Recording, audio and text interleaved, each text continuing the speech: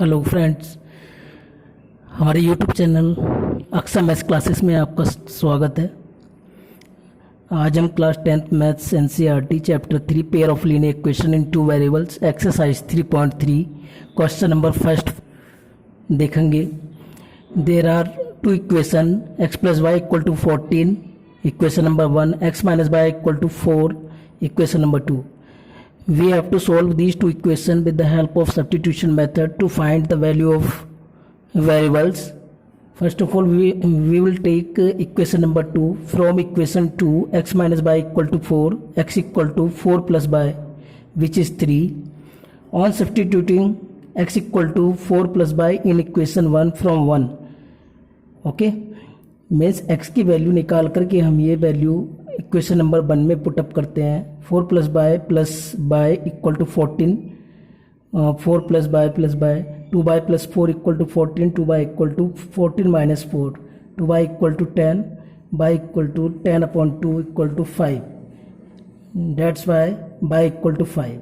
Now from equation 3, अब equation number 3 में y की वैल्यू 5 पुटअप करेंगे। x equal to 4 plus 5, x equal to 9. इस प्रकार हमारे पास x एंड y दोनों वेरिएबल की वैल्यू ऑब्टेन हो जाती है। That is x equal to 9 and y equal to 5 are the required solution. यहाँ फर्स्ट का सेकंड पार्ट देखेंगे। There are two equation s minus t equal to 3, s upon 3 plus t upon 2 equal to 6. Second equation को हम इस तरीके से arrange कर लेते हैं। On taking LCM, 2s plus 3t equal to 36, और इस प्रकार s minus t equal to 3 first equation consider कर लेते हैं and 2s plus 3t equal to 36 second equation consider करेंगे।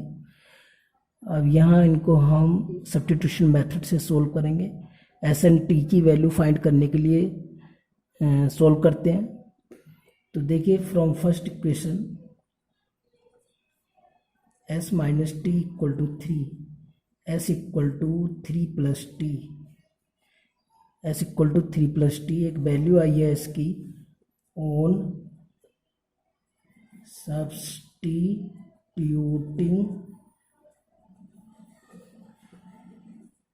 इन, फर्स्ट से हमने s की वैल्यू निकाली, अब इसे हम सेकेंड में सब्स्टिट्यूट कर रहे हैं। t इक्वल टू 6 आ जाती है इस तरीके से। एंड फ्रॉम फर्स्ट से देखेंगे,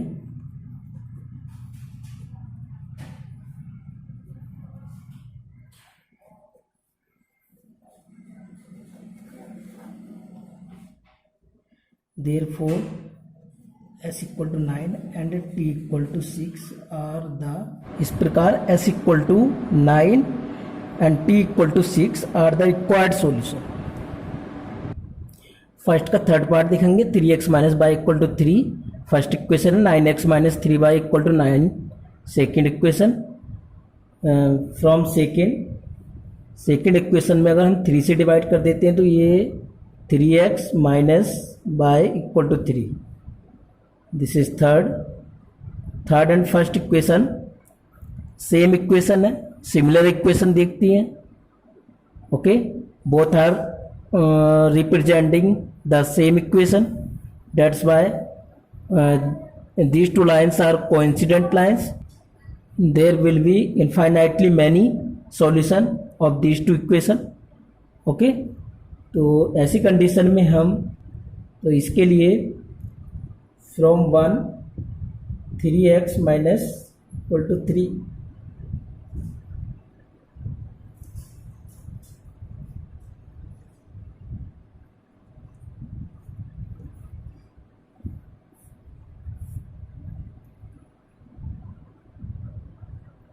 तो इस प्रकार की इक्वेशंस का जो सॉल्यूशन होता है, किसी एक वेरिएबल को वैल्यूज देते हैं अपनी साइड से और उसके कॉरस्पॉन्ड्स में हमें अदर वेरिएबल की डिफरेंट वैल्यूज मिलती है।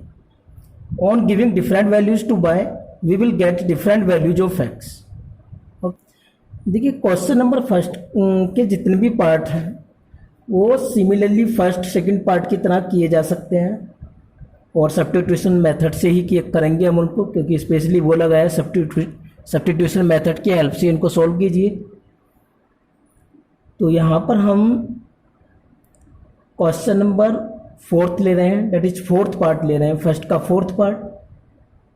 इसको देखिए, उसी तरीके से करना है। यहाँ डेसिमल की प्रॉब्लम लग रही है आपको, तो क्या करते हैं हम इक्वेशन नंबर फर्स्ट में भी 10 से इंटू कर देते हैं। तो इक्वेशन नंबर फर्स्ट में जब 10 से इंटू करोगे तो आप ये कन्वर्ट हो जाएगी 0.2 की 10 से इंटू करने पर 2 बन जाता है। 2x + 3y = 13। सिमिलरली इसमें भी 10 से इंटू कर देंगे सेकेंड इक्वेशन में, ये भी 4x + 5y = 23। अब ये प्रीवियस या स्टेट इक्वेशन की तरह हो गई without decimal. Okay, these two equation are without decimal. Now we will proceed the same method. We will find out the values of any variable from any equation. Then we will substitute the values of that variables in the other equation. तो ये process जो हमने first second part में किया है वो यहाँ पर फॉलो करना है। उसके बेसिस पर हम इनको इक्वेशन यहाँ 3rd एंड ये 4 कंसीडर कर लेते हैं। From 3rd 2x = 13 - 3y, x = 13 - 3y/2।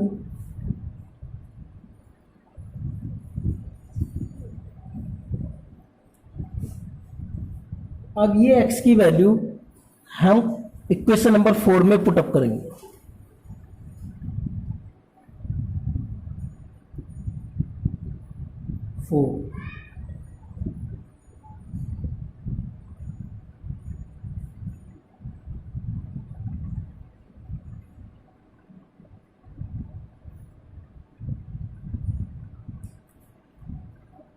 Means जहां पर x है वहां पर हम x की वैल्यू पुटअप करेंगे।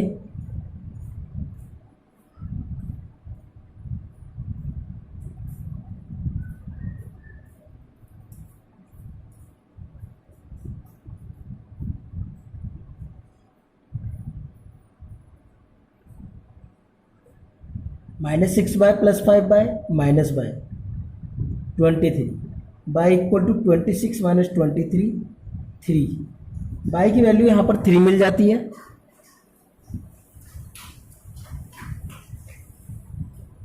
अब ये y की वैल्यू हम इक्वेशन 3 या 4 दोनों में से किसी एक में भी पुटअप कर सकते। 3 में कर देते क्योंकि 4 से हमने y की वैल्यू निकाली है। ओके, या ये 5 कंसीडर कर लेते हैं, इस 5 में रख देते हैं। फ्रॉम 5, तो इस प्रकार हमारा क्या है, question number first 4th part भी कंप्लीट हो जाता है और x की वैल्यू 2 आ जाती है। यहाँ x = 2, y = 3 are the required solution. This is the substitution method.